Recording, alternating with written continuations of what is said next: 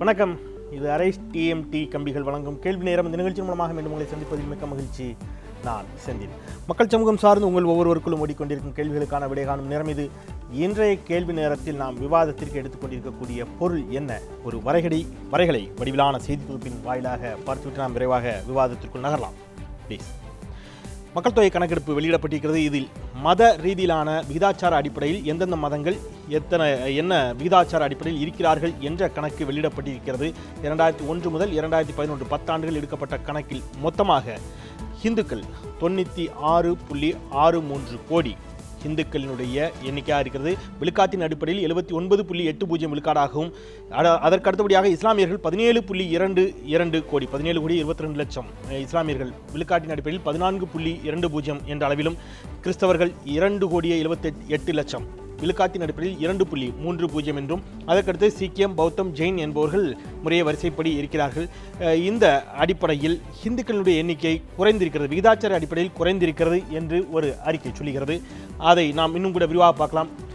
அடுத்ததாக 1961 முதல் இருக்கக்கூடிய ஏற்ற இறக்கங்களை அங்கே காட்டிக்கிறார்கள். இந்துக்களின் மக்கள் தொகை விகிதம் 1961 முதல் எடுக்கப்பட்ட விழுக்காட்டின் அடிப்படையில் 20.76 விழுக்காடாக இருந்தது. 1971 23.68 விழுக்காடாக அதிகரித்து 1981 கொஞ்சம் அதிகரித்து 24.07, அதன் பிறகு 1991 சற்றே குறைகிறது 22.71, அதன் பிறகு 2001 19.92, 2011 16.76 என்ற அளவில் அது குறைந்திருக்கிறது என்பதை நம்மால் பார்க்க முடிகிறது. அடுத்ததாக இது இஸ்லாமியர்களுடைய மக்கள் தொகை விகிதம். இதுவும் 1961 எடுக்கப்பட்டிருக்கக்கூடிய விகிதத்தின் அடிப்படையில் நாம் கொடுத்திருக்கிறோம். 32.49 என்று இருந்தது. 1961 பிறகே குறைய தொடங்கி இருக்கிறது. 1971 30.92, 1981 30.78, 1991 சற்றே ஏறி 32.88, அதன் பிறகு 2001 29.52, இப்பொழுது 2011 24.60 என்ற அளவிற்கு ஒட்டுமொத்த விழுக்காட்டில் இஸ்லாமியருடைய எண்ணிக்கை குறைந்திருக்கிறது என்பதை இந்த செய்தி தொகுப்பு காட்டுகிறது. நாம் இந்த தளத்திலேயே நாம் விரிவாக விவாதிக்க இருக்கின்றோம். நம்மோடு அரங்கில் 4 சிறப்பு ஆளுமைகள் இணைகிறார்கள். அவர்களோடு இணைந்து பயணிக்கலாம். பாரதிய ஜனதா கட்சியின் சார்பில் நம்மோடு வழக்கறிஞர் முனைவர் ராமசுப்ரமணியன் இணைகிறார். வணக்கம். திரு ஹைதர் அலி தமிழ்நாடு முஸ்லிம் முன்னேற்ற கழகத்தின் சார்பில் நம்மோடு இணைகிறார். வணக்கம். பேராசிரியர் சுப வீரபாண்டியன் திராவிட இயக்க தமிழர் பேரவையின் சார்பில் நம்மோடு இணைகிறார். வணக்கம். திரு ராஜேஷ் இந்து முன்னணியின் சார்பில் நம்மோடு இணைகிறார். 4 பேருக்கும் மீண்டும் என்னுடைய வணக்கங்கள். நான் நேரடியாக விவாதத்திற்குள்ள வந்துடுறேன், கொஞ்சம் விரைவாக நகர்த்தலாம். திரு ராமசுப்ரமணியன், மத அடிப்படையிலான இந்த கணக்கெடுப்பின் விவரங்கள் வெளியாகி இருக்கிறது. பாஜக பிரதமர் அலுவலகம் அனுமதி கொடுத்த பிறகுதான் வெளியிடப்பட்டிருக்கிறது. பாஜக நிச்சயமாக வரவேற்கும். இருந்தாலும் நீங்கள் வரவேற்கிறீர்களா உங்களுடைய அடிப்படையில்? ஆமாம், ஒரு நாட்டினுடைய, அதுவும் குறிப்பாக இந்தியா என்கின்ற பலதரப்பட்ட மக்கள் இங்கே இருக்கக்கூடிய இந்த நாட்டிலே எந்தெந்த மதத்தை சேர்ந்தவர்கள் எவ்வளவு பேர் இருக்கின்றார்கள் என்ற கணக்கெடுப்பு என்பது அவசியம். இந்த கணக்கெடுப்பது என்பது முடிந்துவிட்ட சமாச்சாரம். அதை யூபி கவர்மெண்ட்ல அடிப்படையில் நீங்கள் வரவேற்கிறீர்கள்? ஆமாம்மா, இது நிச்சயம். அடுத்த கேள்வி நேரடியாக மத அடிப்படையிலான கணக்கெடுப்பை வெளியிடுவதற்கு தைரியம் இருக்கக்கூடிய பாரதிய ஜனதா கட்சிக்கு ஏன் சாதி ரீதியிலான கணக்கெடுப்பை வெளியிட தைரியம் இல்லை? இதை பற்றி நான் முன்னாடியே பேசியிருக்கேன். இன்னைக்கு பேசலாம். இன்னொரு அதாவது என்னன்னா, இதில் ஒன்றும் கஷ்டம்லாம் ஒன்றும் கிடையாது. இந்த புள்ளி விவரங்களை யார் கொடுக்க வேண்டும் என்றால் அந்தந்த மாநிலங்கள் கொடுக்க வேண்டும். அதில் ஏராளமான தவறுகள் இருப்பதாக மாநிலங்களை ஒத்துக்கொண்டிருக்கின்றார்கள். ஆகவே அவைகளை சரி செய்யாமல் நீங்கள் கொடுப்பது என்பது தவறு. அதை முறைப்படுத்தி சரி செய்து அதற்கு பிறகுதான் கொடுக்க வேண்டும் என்று அந்தந்த மாநிலம், குறிப்பாக பெங்களூர், கர்நாடகா போன்றவர்கள் பல தவறுகளை செய்திருக்கிறார். கோடிக்கணக்கில் தவறுகள். இப்பொழுது எடுக்கப்பட்டிருக்கக்கூடிய மத ரீதியிலான கணக்கெடுப்பில் எந்த தவறும் இல்லை என்று பாஜக உறுதியாக நம்புகிறது. அப்படி நான் அதை முழுமையாக ஏற்றுக்கொள்ளவில்லை. ஆனால் ஒரு it is sort of fairly a good representation. அதாவது முழுமையாக பாஜக நிறைய முரண்பட்டிருக்கிறது. இந்த கணக்கெடுப்பில் இதுதான் சரி என்று சொல்ல இயலாது.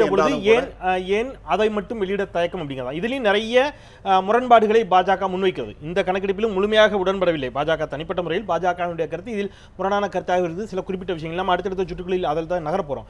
இப்படி இருக்கின்ற பொழுது ஏன் ஜாதிவாரி கணக்கெடுப்பை மட்டும் இந்த காரணத்தை காட்டணும்? இது ரொம்ப சரியான கணக்கெடுப்பு என்பது போலும் சாதிவாரி கணக்கெடுப்பில் மட்டும் பிழை இருப்பது போன்ற ஒரு தோற்றத்தை நீங்க ஐ திங்க் நீங்க ஒரு பெரிய லாயரா நீங்க ஆயிருக்க வேண்டியது. அருமையாக கேள்வி கேட்டீங்க. அதை பத்தி ஒன்றும் தவறு கிடையாது. பட் இந்த விஷயத்தை பொறுத்த வரைக்கும் அந்தந்த மாநிலங்களே ஒத்துக்கொண்டிருக்கின்ற நிறைய காஸ்ட் பேஸ்டு சென்சஸ் என்பது நிறைய தவறுகள் இருக்கின்றன என்பதை ஒத்துக்கொண்டிருக்கின்றார்கள். 4 கோடிக்குமே இருக்கிறது, இப்பொழுது 1 கோடியாக தவறுகள் இருக்கின்றன என்று மாநில அரசுகள் சொல்லி இருக்கும். மத ரீதியிலான விஷயத்தில் நிறைய முரண்பாடுகள் இருக்கு. நம்ம விரிவாக அடுத்தடுத்த சுற்றுகளில் விவாதிக்கலாம். திரு ஹைதர் அலி, அடிப்படையில் உங்களுடைய பார்வை, இந்த மத ரீதியிலான கணக்கெடுப்பு இப்பொழுது வெளியாகி இருக்கிறது, நீங்கள் வரவேற்கிறீர்களா? அடிப்படையில் உங்களுடைய பார்வை. இந்தியா முழுவதும் ஜாதி ரீதியான கணக்கெடுக்க வேண்டும் என்று கேட்கிற நேரத்தில் பிஜேபி அவசரமாக மத ரீதியான கணக்கெடுப்பை இன்றைக்கு வெளியிட்டிருக்கிறார்கள். ஐயா அவர்கள் ஜாதி ரீதியான கணக்கெடுப்பை ஏன் விடவில்லை என்பதற்குரிய காரணம் சொல்லும் பொழுது, பல தவறுகள் இருக்கிற காரணத்தாலே அது நிறுத்தி வைக்கப்பட்டிருக்கிறது என்று சொன்னார்கள். தனித்தனியாக எதையும் எடுக்கவில்லை, ஒரே நேரத்தில் எடுக்கப்பட்ட விஷயங்கள் தான் இது. அப்போ தவறு இருந்தால் இதிலையும் தவறு இருக்கும், இதுவும் சரி செய்துவிட்டுத்தான் இதையும் வெளியிட வேண்டும். ஆனால் இவர்கள் எதிர்பார்ப்பது மக்களிடத்தில் வேறு செய்தியை சொல்ல வேண்டும் என்பதற்காக இவர்கள் இந்த மத ரீதியான ஒரு கணக்கெடுப்பை மட்டும் வெளியிட்டிருக்கிறார்களே தவிர ஜாதி ரீதியான கணக்கெடுப்பை வெளியிடுவதற்கு அவர்களுக்கு துணிச்சல் இல்லை என்றுதான் நான் கருதுகிறேன். சார், நான் உங்ககிட்ட நிறைவாக வரேன். திரு ராஜேஷ், அடிப்படையில் உங்களுடைய பார்வை, இந்த கணக்கெடுப்பின் மூலமாக நீங்கள் உணர்ந்திருக்கக்கூடிய செய்தி என்னவாக இருக்கிறது? பொதுவாக மக்கள் தொகை கணக்கெடுப்பு என்பது பல்வேறு கூறுகளை கொண்டதாக இருக்கின்றது. ஒட்டுமொத்த நாட்டினுடைய வளர்ச்சி, கல்வி விகிதாச்சாரம், ஒரு தனி மனிதனுடைய வருவாய், எழுத்தறிவு பெற்றவர்களுடைய விகிதாச்சாரம், இப்படி பல்வேறு கூறுகளை கொண்டதாக இருக்கின்றது. பொதுவாக இந்த கணக்கெடுப்பின் மூலமாக இந்த அரசாங்கம் எந்த விஷயங்களை இது முன்னெடுத்து செல்லப் போகின்றது என்பதற்கான ஒரு குறிப்பீடு எதுவுமே இல்லை. ரெண்டாவது, இது 2011 எடுக்கப்பட்ட ஒரு மக்கள் தொகை கணக்கெடுப்பு. இது காங்கிரஸ் அரசாங்கத்தினுடைய காலத்தில் எடுக்கப்பட்டது. அதனுடைய அடிப்படையில் கடந்த 2001ஆம் ஆண்டு எடுக்கப்பட்ட கணக்கெடுப்பினுடைய 2004 வெளிவந்தது. 2011 எடுக்கப்பட்ட இந்த கணக்கெடுப்பு கிட்டத்தட்ட 4 வருடங்கள் 5 வருடங்கள் கிட்டத்தட்ட 5 வருடங்கள் ஆகிவிட்டது.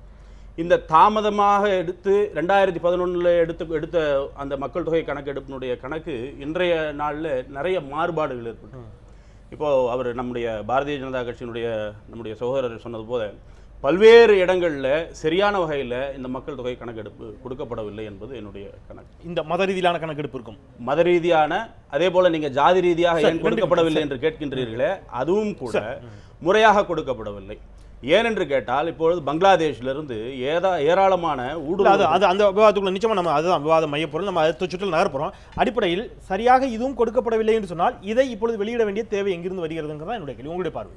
எப்படியா இருந்தாலும் 2011 எடுத்து வெளியிட்டுதான் வெளியிட்டுதான் ஒரு தவறான விஷயத்தை வெளியிட முடியாது இல்லையா? தவறான விஷயம் இல்லை. எடுக்கப்பட்ட கணக்கெடுப்பை அவர்கள் கொடுத்திருக்கிறார்கள். எடுக்கப்பட்ட கணக்கெடுப்பு சரியா இருக்குன்னு நீங்க நம்புறீங்களாங்கிற ரெண்டுல ஏதோ ஒரு விஷயம் கரெக்டா? எஸ், இது அப்சல்யூட்லி நாங்க ஏத்துக்கிறோம், இது சரியான கணக்கெடுப்பு என்று எடுத்துக்கொண்டால் ரெண்டு ஒன்னா தான் எடுக்குங்கிறத நீங்களும் ஒத்துக்கிறீங்க. இதுலயும் முரண் இருக்கு, அதுலயும் முரண் இருக்கு அப்படின்னு சொன்னா இரண்டு முரண் என்பது இரண்டுமே கிடையாது. ஜாதி ரீதியான கணக்கெடுப்பு என்பது நிறைய பிரச்சனைகள் இருக்கின்றது, அதுல எங்களுக்கு மத ரீதியான கணக்கெடுப்பு. ஆனா இந்த கணக்கெடுப்பு ஓரளவுக்கு சரியான கணக்கெடுப்பு என்பது நல்லா யோசிச்சு தான் இந்த கருத்தை நீங்க பதிவு பண்ணீங்க. ஓரளவு சரியாகத்தான் இருக்கிறது, இதுல நீங்க மாறுபடல. அதுலயும் சில விஷயங்கள் பேசும்போது மாறுபடும். கிறிஸ்தவர்களுடைய அதுதான் கேக்குறேன், அது அப்ப மாறுபடுது இல்லையா? மாறுபடுகின்றது. Yes, absolutely. அப்ப அந்த மாற்றம் இருக்க போய் இதை ஏன் அவசரமா வெளியிடணுங்கிறதா என்னுடைய கேள்வி. அடிப்படையில் திரு, இந்த கணக்கை அவசரமாக வெளியிட்டதற்கான ஒரே காரணம் பீகார் தேர்தல் தான். வரப்போகிற பீகார் தேர்தலுக்கு முன்னால் இதை வெளியிட்டு விட வேண்டும் என்று இது எல்லாரும் வைக்கக்கூடிய வாதம். இன்றைக்கு ஊடகங்களிலும் பிரதான அச்சு ஊடகங்களிலும் இந்த விஷயம் தான் வந்திருக்கு. பீகார் தேர்தலுக்கு இந்த கணக்கெடுப்பை வெளியிடுவது பாஜகவிற்கு எந்த அடிப்படையில் கை கொடுக்கும் நீங்க நம்புறீங்க? எனக்கு அது புரியல. கண்டிப்பா. அதாவது நான் சொல்றேன், அதாவது மதம், ஜாதி எல்லா கணக்கும் ஒரே நேரத்தில் எடுக்கப்பட்டு ஒரு பகுதியை மட்டும் வெளியிட்டிருப்பதற்கான அடிப்படை காரணம் என்னன்னா, சாதிய அடிப்படையிலான கணக்கை அவர்கள் வெளியிட விரும்பவில்லை. அதுக்கு துணிச்சல் கூட இல்லை, விரும்பவில்லை. மத அடிப்படையிலான கணக்கு கூட நீங்கள் சொன்னது மாதிரி இந்த கணக்கும் முழுமையாக சரியாக இல்லை என்பதை அவர்களே ஏற்றுக்கொள்ளுகிறார்கள். சரியில்லாத ஒன்றை அவசரப்பட்டு வெளியிடுவதும், சரியில்லாத ஒன்று என்கிற காரணத்திற்காக இன்னொரு கணக்கை வெளியிட மறுக்கிறோம் என்பதும் ஒரு சுய முரணான வாதங்கள். இதை அவர்கள் வெளியிடுகிற போது இதில் ஒரு செய்தியை தான் இன்றைக்கு காலையில் நான் குறிப்பாக ஒரு நாடேட்டின் பெயரை சொல்லாமல் சொன்னால், முதல் பக்கத்தில் இந்துக்களினுடைய எண்ணிக்கை குறைந்து கொண்டே போகிறது, இஸ்லாமியர்களின் எண்ணிக்கை கூடிக்கொண்டே போகிறது, அந்த தகவல்லாம் உண்மை அல்ல என்று ஒரு செய்தி முதல் பக்கத்தில் வெளியிடப்படுகிறது ஒரு தமிழ் நாளேட்டு. இதனுடைய நோக்கம் என்ன என்றால், இதுதான் இன்றைக்கு தமிழ்நாடு மாதிரி பீகார் முழுவதும் இஸ்லாமியர்களினுடைய எண்ணிக்கை கூடிக்கொண்டே போகிறது, ஒரு பெரிய அச்சுறுத்தலாக இருக்கிறது என்பது மாதிரியான ஒரு பொய் தோற்றத்தை காட்ட முயல்வதும், அதன் மூலமாக பீகாரில் இந்துக்களினுடைய வாக்குகளை வாங்க முடியுமா என்று பார்ப்பதும் தான் இதனுடைய அடிப்படையான வெளியீட்டின் நோக்கம் என்று நான் அப்படி கருதுகிறேன். எடுத்துக்கொண்டால் கூட பீகார் போன்ற மாநிலங்கள் சாதிய ரீதியிலான கட்டமைப்பும் சாதிய ரீதியிலான கட்சிகளை அதனால் தான் பின்னணியாக கொண்டதாகவும் இருக்கிற கணக்குகள் பொழுது வெளியிடப்படவில்லை. அவர்கள் அதைத்தானே நோக்கி நகருவார்கள். மத ரீதியிலான ஒருங்கிணைப்பு என்பது சாத்தியம் நீங்க நம்புறீங்களாங்கிற? நீங்க சாதிய ரீதியிலான கணக்கை வெளியிட்டால் அது அவர்களுக்கு பாதகமானது.